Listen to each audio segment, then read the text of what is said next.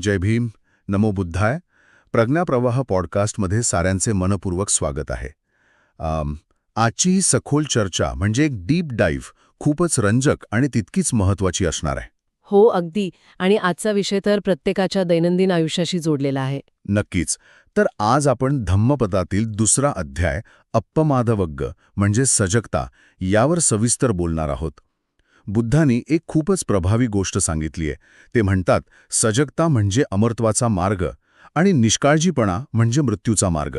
खरं तर हे विधान पहिल्यांदा ऐकताना खूप टोकाचं वाटू शकतं. हो ना, मलाही तेच वाटलं. म्हणजे एखाद्याने एखादं काम विसरणं किंवा निष्काळजीपणे वेळ वाया घालवणं याची थेट मृत्यूशी तुलना हे थोडं अतिशयोक्तीपूर्ण नाही वाटत. अमरत्व आणि मृत्यू या तर खूप मोठ्या संकल्पना आहेत. वरवर पाहता तसं वाटतं, पण इथे मृत्यू आणि अमरत्व यांचा शब्दशः शारीरिक अर्थ घ्यायचा नाहीये. जेव्हा आपण हे मानसशास्त्रीय दृष्टिकोनातून उलगडतो, तेव्हा त्याचा खरा अर्थ समजतो. अच्छा, म्हणजे याचा काही वेगळा अर्थ आहे. हो. बौद्ध तत्वज्ञानात अप्पमाद म्हणजे सतत जागरूक राहणे, विचारपूर्वक वागणे. जेव्हा आपण निष्काळजी असतो, तेव्हा आपण शारीरिकदृष्ट्या जिवंत असतो, पण आपल्यातील संभाव्य क्षमता, विकासाच्या संधी कायमच्या नष्ट होतात. बापरे, म्हणजेच ती वेळ आणि ती क्षमता एक प्रकारे मरते. अगदी तसंच. आणि हा निष्काळजीपणा म्हणजे दररोज क्षणाक्षणाला होणारा एक प्रकारचा छोटा मृत्यूच असतो. आपण पूर्ण क्षमतेने न जगता केवळ अस्तित्वात राहतो. म्हणजे आपण फक्त श्वास घेत असतो. हो. या उलट अमरत्व म्हणजे भौतिक शरीर कधीच नष्ट न होणे असं नाही, तर आपल्या कृतीत इतकी सजगता आणणे की आपले जीवन खऱ्या अर्थाने सार्थ ठरते. जो सजग असतो तो प्रत्येक क्षण पूर्णपणे जगतो. हा दृष्टिकोन खरोखरच विचार करायला लावणारा आहे. छोटा मृत्यू ही संकल्पनाच खूप काही सांगून जाते. पण मला सूत्रांमध्ये दिलेल्या एका साखळीबद्दल थोडं विचारायचं आहे. हो, नक्की विचारा. त्यात असं म्हटलंय की निष्काळजीपणा ही केवळ एक सुटी घटना नसते, तर ती एका मोठ्या विनाशाची सुरुवात असते. म्हणजे हे कसं घडतं नक्की? एका अत्यंत छोट्या चुकीच्या निर्णयाने होते. म्हणजे समजा एखाद्या महत्वाच्या कामाकडे आपण दुर्लक्ष केलं. बरोबर. तो एक साधा निष्काळजीपणा वाटतो, पण तो निर्णय पुढे जाऊन कामाचा ताण वाढवतो. ताण वाढला की माणसाची निर्णय क्षमता कमकुवत होते. आणि मग त्यातून दुःख आणि असमाधान निर्माण होतं. बरोबर. अगदी. आणि हेच असमाधान आपल्याला आणखी चुकीचे निर्णय घेण्यास प्रवृत्त करते. शेवटी या अपयशाच्या साखळीत संपूर्ण आयुष्यच अडकून पडतं. बुद्धांचा संदेश स्पष्ट आहे. जो सजग असतो तो या साखळीचा पहिला दुवाच तयार होऊ देत नाही. म्हणजे तो खऱ्या अर्थाने कधीच हरत नाही. हे तर अगदी वेगाने गाडी चालवण्यासारखं आहे. कसं काय? म्हणजे बघा, जर आपण महामार्गावर गाडी चालवत असू आणि आपले डोळे पूर्णपणे उघडे असतील, तर प्रवास कितीही वेगाचा असला तरी आपण तो सुरक्षितपणे पार करू शकतो. हो, कारण आपण अडथळे वेळेवर पाहू शकतो. अगदी. पण जर तिथे क्षणभराचंही दुर्लक्ष झाले किंवा आपण 1 सेकंद जरी डोळे मिटले तर संपूर्ण प्रवासाची आणि गाडीची एका क्षणात नासाडी होऊ शकते. खरंय, हे रूपक अगदी अचूक लागू पडतं. आणि यातून आणखी एक गोष्ट समोर येते. या प्रवासात आपण कधीच एकटे नसतो. म्हणजे आजूबाजूचे लोकसुद्धा. हो ना? जेव्हा चालक सजग असतो तेव्हा तो फक्त स्वतःचा जीव वाचवत नाही, तर रस्त्यावरील इतर लोकांचीही सुरक्षा सुनिश्चित करतो. सजग माणूस फक्त स्वतःलाच नाही, तर संपूर्ण समाजालाही उंचावतो. अगदी बरोबर. त्याच्या शिस्तीचा फायदा त्याच्या कुटुंबाला, सहकाऱ्यांना होतो. निष्काळजीपणा जसा संसर्गजन्य असतो, तशीच सजगताही संसर्गजन्य असते. पण इथे मला एक मोठा प्रश्न पडतो. प्राचीन काळात सजग राहणे कदाचित सोपे असेल. तेव्हा त्यांच्याकडे मोबाईल नव्हते, सोशल मीडिया नव्हता. हो, ते तर आहेच. आजच्या या डिजिटल युगात जिथे प्रत्येक सेकंदाला काहीतरी नवीन डिस्ट्रॅक्शन आहे, तिथे या तत्वज्ञानाची अंमलबजावणी करणे शक्य तरी आहे का? हाच तर आपल्या चर्चेचा केंद्रबिंदू आहे. आजच्या काळात अपमाद 2500 वर्षांपूर्वीपेक्षाही जास्त महत्वाचा बनला आहे. आजच्या अर्थव्यवस्थेलाच अटेन्शन इकॉनॉमी म्हटलं जातं. म्हणजे लक्ष वेधून घेणारी अर्थव्यवस्था. हो. आणि आधुनिक तंत्रज्ञान, सोशल मीडिया हे केवळ लक्ष वेधण्यासाठी नाही, तर ते हायजॅक करण्यासाठीच डिझाईन केलेले आहेत. बापरे, म्हणजेच आज आपला मेंदू सतत एका अदृश्य युद्धाला सामोरा जातोय. निश्चितच. आणि हे युद्ध डोपामाइन या रसायनाशी संबंधित आहे. तंत्रज्ञान आपल्या मेंदूला सतत उत्तेजित करत राहतं, त्यामुळे आपल्याला सतत मोबाईल तपासण्याची सवय लागते. हो. आणि अभ्यास, करिअर, नातेसंबंध या सगळीकडेच याचा परिणाम दिसतो. अगदी 2 माणसे एकमेकांसमोर बसलेली असतात, पण त्यांचे लक्ष फोनवर असते. मेंदूला वाटत असते की तो मल्टीटास्किंग करत आहे, पण प्रत्यक्षात तो कार्यक्षमता गमावत असतो. म्हणजे आज अपमाद अंगीकारणे हे केवळ धार्मिक कृत्य नाहीये. नाहीच मुळी, ती एक तातडीची बौद्धिक गरज बनली आहे. सूत्रांमध्ये एका विद्यार्थ्याचं उदाहरण दिले आहे, ते मला खूप प्रॅक्टिकल वाटलं.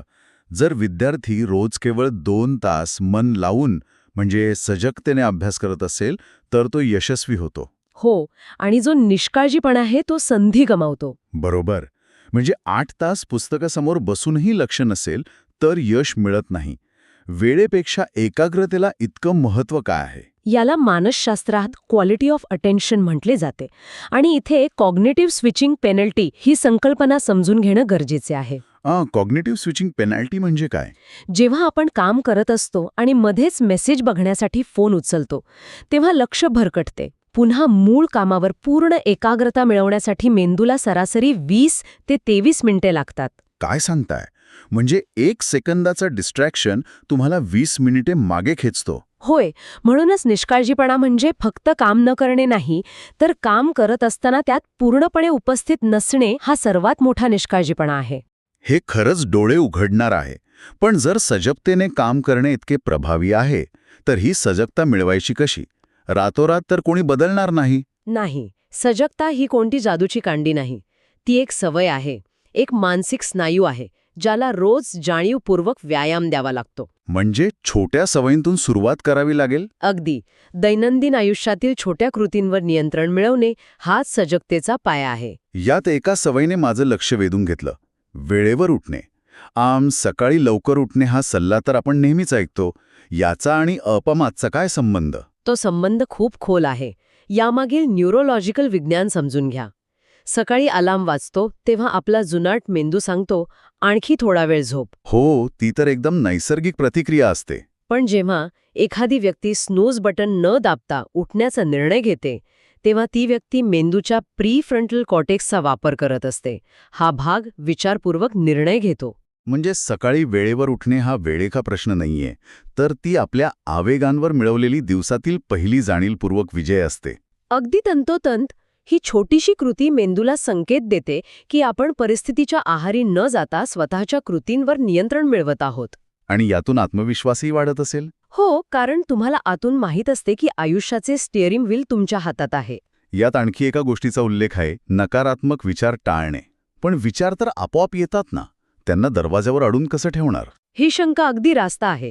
पण नकारात्मक विचार टाळणे म्हणजे विचारांना बळजबरीने दाबून ठेवणे नव्हे. तसे करणे शक्यच नाही. मग इथे सजगतेचा काय अर्थ होतो? जेव्हा एखादा नकारात्मक विचार मनात येतो तेव्हा त्या विचारात वाहून न जाणे. अच्छा, म्हणजे विचार आला हे ओळखणे, पण त्याला प्रतिक्रिया न देणे. होय, याला रुमिनेशन म्हणतात.